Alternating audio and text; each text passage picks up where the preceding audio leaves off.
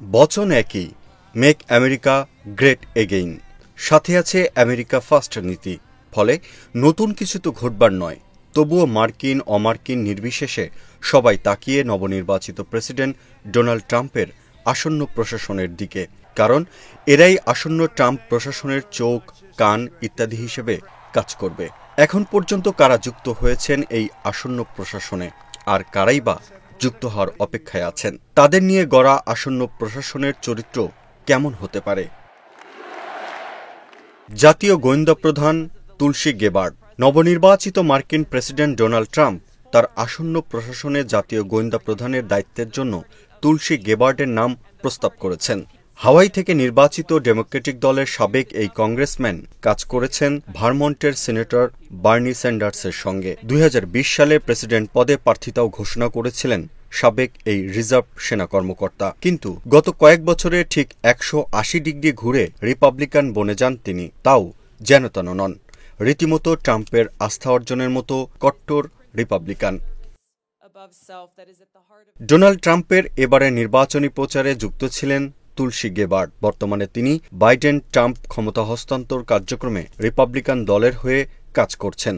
সাধারণত presidential transition টিমে ভীষণ আস্থাভাজনদেরই জায়গা দেওয়া হয়। তিনি কতটা আস্থাভাজন তার জন্য প্রস্তাবিত পদই বলে দিচ্ছে। সমালোচকেরা বলছেন তুলসী গেবার্ডের কোনো গোয়েন্দা অভিজ্ঞতা নেই, তবুও তিনি এই পদে নিয়োগের জন্য সুপারিশপ্রাপ্ত হয়েছেন শুধু ডোনাল্ড ট্রাম্পের ব্যক্তিগত ইচ্ছায়। বার্তা সংস্থা রয়টার্স বলছে, মার্কিন গোয়েন্দা ও গুপ্তচরদের দৃষ্টিতে তুলসীর নিয়োগ একটি ভয়াবহ পরিস্থিতি সৃষ্টি করতে পারে। কারণ ব্যক্তিগতভাবে তিনি রাশিয়া ও সিরিয়ার বিষয়ে দুর্বল। বিশেষত পঞ্চচোখ হিসেবে পরিচিত আমেরিকা, ব্রিটেন, কানাডা, অস্ট্রেলিয়া ও নিউজিল্যান্ড এই দেশগুলোর মধ্যে গোয়েন্দা তথ্য বিনিময় অন্তত শুরুর বছরে কমার আশঙ্কা রয়েছে। প্রতিরক্ষামন্ত্রী পিট হেগসেথ। আসন্ন প্রশাসনে প্রতিরক্ষামন্ত্রী পদে ট্রাম্পের মনোনয়ন পেয়েছেন 44 বছর বয়সী পিট হেগসেথ। সাবেক এই মার্কিন সেনা কর্মকর্তা ট্রাম্পের ঘনিষ্ঠ। বিশেষত ফক্স নিউজের সঞ্চালক থাকা অবস্থায় তাদের মধ্যে হৃদ্যতা গড়ে ওঠে বলে উল্লেখ করেছে ব্রিটিশ সংবাদ মাধ্যম বিবিসি। মার্কিন যুদ্ধফেরত সেনা কর্মকর্তাদের দুটি সংস্থার সাথে তিনি যুক্ত। মিনিসোটা থেকে এর আগে একবার সিনেটর পদে প্রতিদ্বন্দ্বিতা করেছিলেন। এরপর অবশ্য আর কখনো সরকারি পদের জন্য লড়েননি। এবার সেই তিনিই মনোনয়ন পেলেন প্রতিরক্ষামন্ত্রী পদের জন্য। এর কারণও পাওয়া যায় ট্রাম্পের কথায়। ট্রাম্পের ভাষায় পিট হেগসেথ কঠোর, চৌখস ও আমেরিকা ফার্স্ট নীতিতে একজন সত্যিকারের আস্থাশীল ব্যক্তি। তার নেতৃত্বে মার্কিন শত্রুদের ত্রাহি মধুসূদন দশা হবে এবং আমেরিকা কখনো নত হবে না বলেই মনে করেন ট্রাম্প। শেষ পর্যন্ত সিনেটর শুনানি পেরিয়ে প্রতিরক্ষামন্ত্রীর দায়িত্বে নিতে পারলে পিট হেগসেথ মার্কিন সামরিক বাহিনীতে কিছু পরিবর্তন আনতে পারেন বলে মনে করা হচ্ছে। সামরিক বাহিনীতে তিনি সাম্য ও বৈচিত্র্য ইত্যাদি দেখতে চান না। পিট এ বিষয়ে অনেক আগে থেকেই বলে আসছেন। পাশাপাশি প্রতিরক্ষা মন্ত্রণালয়ের নাম বদলে যুদ্ধ মন্ত্রণালয় রাখারও প্রস্তাবও তিনি আগেই করে রেখেছেন। আর যুদ্ধক্ষেত্রে নারী সেনাদের উপস্থিতির সুস্পষ্ট বিপক্ষে তার অবস্থান। সব মিলিয়ে ইরাক ও আফগানিস্তান যুদ্ধফেরত পিটের নিয়োগ মার্কিন প্রতিরক্ষা দপ্তরে রক্ষণশীলতার চর্চা আরও বাড়িয়ে দেবে বলে মনে করছেন বিশ্লেষকেরা। পররাষ্ট্রমন্ত্রী মার্কো রুবিও। পররাষ্ট্রমন্ত্রী হিসেবে মার্কো রুবিওর নাম প্রস্তাব করা হয়েছে। চীন বিরোধী হিসেবে পরিচিত রুবিওর এই মনোনয়ন নিয়ে অবশ্য কারো মধ্যে তেমন বিস্ময় কাজ করেনি। কারণ 2020 সালে পুনর্নির্বাচনে ব্যর্থ হওয়ার পর যে কয়েকজন মার্কিন কর্মকর্তা ট্রাম্পের সঙ্গে ছায়ার মতো লেগেছিলেন, রুবিও তাদের মধ্যে অন্যতম। ফ্লোরিডার এই রিপাবলিকান সিনেটর 2016 সালের নির্বাচনে অবশ্য প্রেসিডেন্ট পদে মনোনয়নের দৌড়ে ছিলেন। পরে রাজনৈতিক সেই প্রতিদ্বন্দ্বিতাকে মৈত্রীতে পরিণত করেন। ট্রাম্পের আগের প্রশাসনে তিনি সিনেটর, পররাষ্ট্র মন্ত্রণালয় বিষয়ক কমিটির জ্যেষ্ঠ সদস্য এবং গোয়েন্দা বিষয়ক সিনেট কমিটির ভাইস চেয়ারম্যান ছিলেন। কাতার ভিত্তিক সংবাদ মাধ্যম আল জাজিরা বলছে, রুবিও ও ট্রাম্পের পররাষ্ট্রনীতি কিছুটা আলাদা। রুবিও যেখানে অন্য দেশের সাথে সংঘাত নিরসনে পেশি শক্তিকে প্রাধান্য দেন, সেখানে ট্রাম্প সামরিক অভিযান চালানোর বিরুদ্ধে। সিরিয়া থেকে সেনা সরিয়ে নেওয়ার বিষয়ে দুজনের মতের ভিন্নতা দেখা দিয়েছিল। ইউক্রেন যুদ্ধ নিয়েও দুজনের দৃষ্টিভঙ্গি শুরুতে আলাদা ছিল।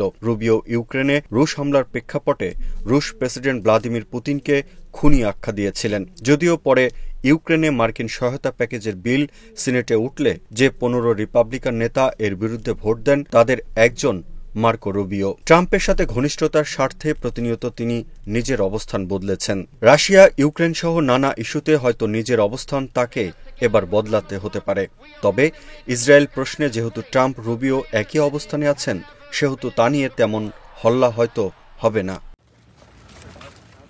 Attorney General Matt Gaetz. Attorney General হিসেবে ম্যাট গ্যাটোজের মনোনয়নকেও দেখা হচ্ছে ডোনাল্ড ট্রাম্পের ব্যক্তিগত পছন্দ হিসেবে। মার্কিন কাঠামো অনুযায়ী অ্যাটর্নি জেনারেল ম্যাট গ্যাটোজি মার্কিন বিচার মন্ত্রণালয়ের হর্তাকর্তা হবেন যদি সিনেটে তার মনোনয়ন টিকে যায়। ম্যাট 2017 সাল থেকে কংগ্রেস সদস্য হিসেবে কাজ করছেন।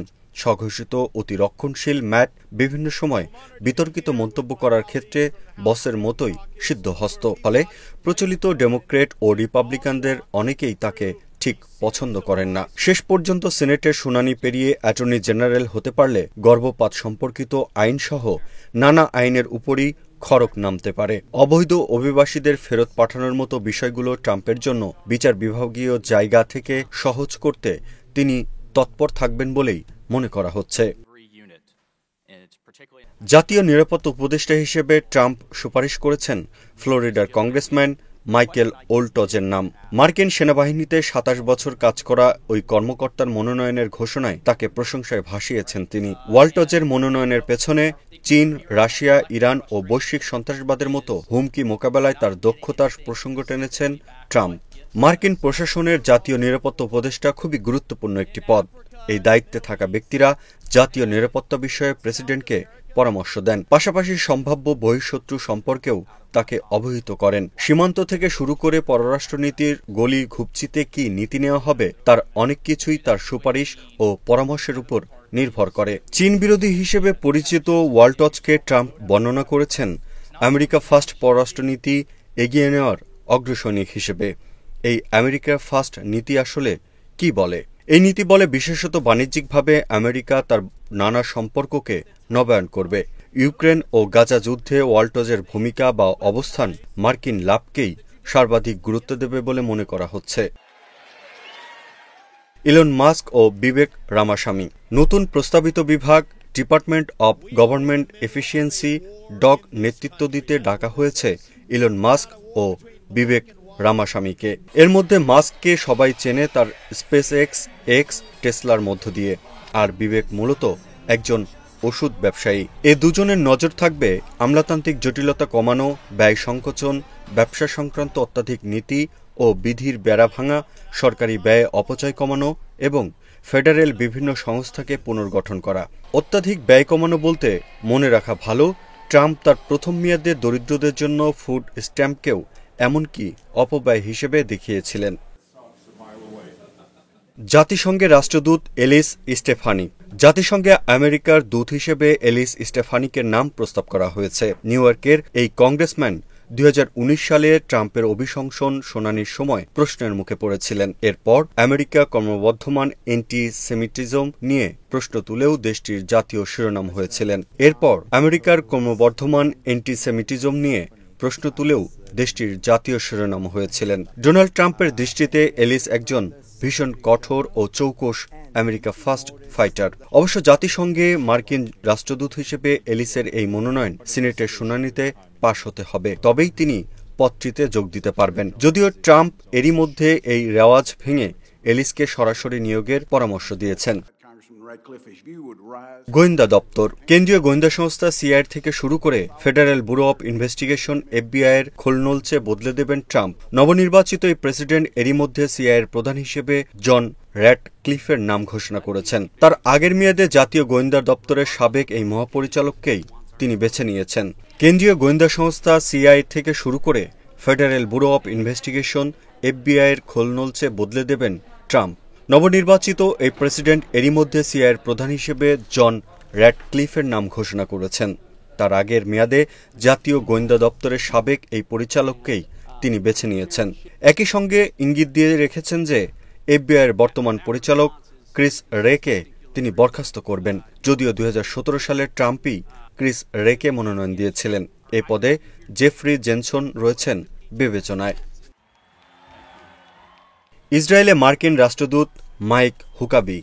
যে কোনো মার্কিন প্রশাসনের ক্ষেত্রেই ইসরায়েল খুব গুরুত্বপূর্ণ বলে বিবেচিত হয়। আসন্ন ট্রাম্প প্রশাসনের ক্ষেত্রেও তার ব্যত্যয় ঘটছে না। এরই মধ্যে ইসরায়েলের মার্কিন রাষ্ট্রদূতের সম্ভাব্য নাম ডোনাল্ড ট্রাম্প ঘোষণা করেছেন। তিনি আর কেউ নন, মাইক হুকাবি। হুকাবির যোগ্যতা হিসেবে ট্রাম্প জানিয়েছেন তিনি মাইক হুকাবি ইসরায়েল ও এর জনগণকে ভালোবাসেন, একইভাবে ইসরায়েলের জনগণও তাকে ভালোবাসে। মধ্যপ্রাচ্যে শান্তি প্রতিষ্ঠায় মাইক অক্লান্ত পরিশ্রম করবেন। হুকাবি পরিবারের সাথে ডোনাল্ড ট্রাম্প প্রশাসনের সম্পর্কটা অবশ্য পুরনো। বর্তমান আরাকানসাসের গভর্নর মাইক হুকাবির মেয়ে সারা হুকাবি স্যান্ডার্স গত ট্রাম্প প্রশাসনে হোয়াইট হাউসের প্রেস সচিব হিসেবে কাজ করেছেন। এই মাইক হুকাবির ফিলিস্তিন নিয়ে দৃষ্টিভঙ্গিটা কি দেখাই যাক। 2015 সালে মাইক হুকাবি এ বিষয়ে পশ্চিম তীরে দেওয়া এক বক্তব্যে বলেছিলেন, এই ভূমি ঐতিহাসিকভাবে ইহুদিদের। এ বিষয়ে আমি এক ধরনের দায়িত্ব বোধ করি। মোটা দাগে ডোনাল্ড ট্রাম্পের আসন্ন প্রশাসনের একটা চেহারা দেখা গেল। এই চেহারায় সবচেয়ে গুরুত্বপূর্ণ প্রবণতা হল চীন বিরোধীদের আধিক্য। অবশ্য আমেরিকার যে কোনো প্রশাসনের জন্যই চীন বিরোধিতা একটা বৈশিষ্ট্য হয়ে থাকবে আগামী অন্তত বেশ কয়েক বছর। এক্ষেত্রে প্রশাসন থেকে প্রশাসনে যে তফাৎটা বড়জোর হতে পারে তা হল, এক পক্ষ হয়তো ভূরাজনৈতিক কৌশলগত অবস্থান নিশ্চিত করার মধ্য দিয়ে বাণিজ্য ও সামরিক শক্তি হিসেবে চীনের উত্থানকে মোকাবেলা করতে চায়, আর অন্য পক্ষ চায় শুধু বাণিজ্যের পথ ধরে চীনকে মোকাবেলা করতে। ডোনাল্ড ট্রাম্পের আসন্ন প্রশাসনে তার মনোনয়ন পাওয়া ব্যক্তিদের প্রধান বৈশিষ্ট্য হল তারা চীনকে বাণিজ্যিক দিক থেকেই মোকাবেলা করতে চান বেশি, আর এক্ষেত্রে তাদের প্রধান অস্ত্র শুল্ক বা ট্যারিফ। একই সঙ্গে মনোনয়নগুলোর দিকে তাকালে দেখা যাবে এক্ষেত্রে ব্যয় সংকোচন ও রক্ষণশীল নীতির লোকই বেশি। এই ব্যয় সংকোচন নীতি এতটাই যে আমেরিকার অভ্যন্তরীণ সামাজিক নিরাপত্তা বেষ্টনী যেমন ছোট হয়ে আসতে পারে, তেমনি মিত্রের কাতার থেকেও ছিটকে পড়তে পারে ইউরোপের দেশগুলো। অর্থাৎ ইউরোপকে দেওয়া নিরাপত্তা গ্যারান্টির বিনিময়ে অর্থসহ অনেক কিছু চেয়ে বসতে পারে ওয়াশিংটন। পাশাপাশি চীনের উপর আরোপিত শুল্ক হার সমভাবে না হলেও কাছাকাছি মানে আরোপ হতে পারে ইউরোপের উপর। কমতে পারে ন্যাটোকে দেওয়া মার্কিন চাঁদার পরিমাণ। বৈশ্বিক বিভিন্ন সংস্থা থেকে মুখ ফিরিয়ে নিতে পারে হোয়াইট হাউস। সমরব্যয়ে সরাসরি যুদ্ধে জড়ানোর বদলে পুরনো অস্ত্র বিক্রির দিকে বাড়তি মনোযোগ যেতে পারে ট্রাম্প প্রশাসনের। এক্ষেত্রে ট্রাম্পের পররাষ্ট্রনীতি সম্পর্কিত পরামর্শকদের কাতারে তাকানোর পরামর্শ দিয়েছে ফরেন পলিসি। এ তালিকায় আছেন এলব্রিস কলবি, যিনি ওয়াশিংটনকে ইউরোপ, ন্যাটো, রাশিয়া থেকে পুরোপুরি মুখ ঘুরিয়ে চীনের দিকে তাকানোর পরামর্শ দেন এবং যার দৃষ্টিতে ইউরোপ নয়, এশিয়াই হচ্ছে বর্তমান বিশ্ব অর্থনীতির ভরকেন্দ্র। ফ্রেড ফ্লিচ ও কিথ কেলগ, যিনি ইউক্রেন যুদ্ধে অন্যতম সময়ে শেষ করার পরিকল্পনা জমা দিয়েছেন এবং যিনি ইসলামোফোবিক হিসেবে ব্যাপক সমালোচনা কুড়িয়েছেন। আছেন রিক গ্রেনেল, যিনি ইরানের সাথে ব্যবসা থাকাকে ইউরোপের কোনো দেশের জন্য, বিশেষত জার্মানির ক্ষেত্রে রীতিমতো অপরাধ হিসেবে গণ্য করেন। পুরো তালিকা বেশ বড়। তাদের সবারই বিশেষত্ব হল 2021 সালে প্রতিষ্ঠিত আমেরিকা ফার্স্ট ইনস্টিটিউটের সাথে তারা যুক্ত এবং প্রজেক্ট 2025-এর অংশ। তাদের প্রত্যেকেরই প্রবণতা হল মধ্যপ্রাচ্য ইসরায়েলকে তোয়াজ, বৈশ্বিক প্রেক্ষাপটে বাণিজ্য নীতি দিয়েই আমেরিকার স্বার্থ রক্ষা এবং চীন প্রশ্নে কঠোর অবস্থান। তারা প্রত্যেকেই আমেরিকাকে ইউরোপ থেকে নজর ঘুরিয়ে এশিয়ার দিকে তাকানোর পরামর্শ দেন। মুক্ত বাণিজ্যের নামে বিভিন্ন দেশকে বাড়তি সুবিধা দেওয়ার বদলে রক্ষণশীল নীতি, অভিবাসনে অতি রক্ষণশীলতা ইত্যাদি ধারণাকে সামনে আনার সুপারিশ করেন। তাদের দৃষ্টিতে চীন প্রশ্নে সমগ্র মার্কিন নীতিকে এক জায়গায় আনা প্রয়োজন। এক্ষেত্রে বিভিন্ন দেশের শান্তি, স্থিতিশীলতা, গণতন্ত্র ইত্যাদি আনার নামে অপব্যয় রোধকে তারা গুরুত্বপূর্ণ বলে মনে করেন।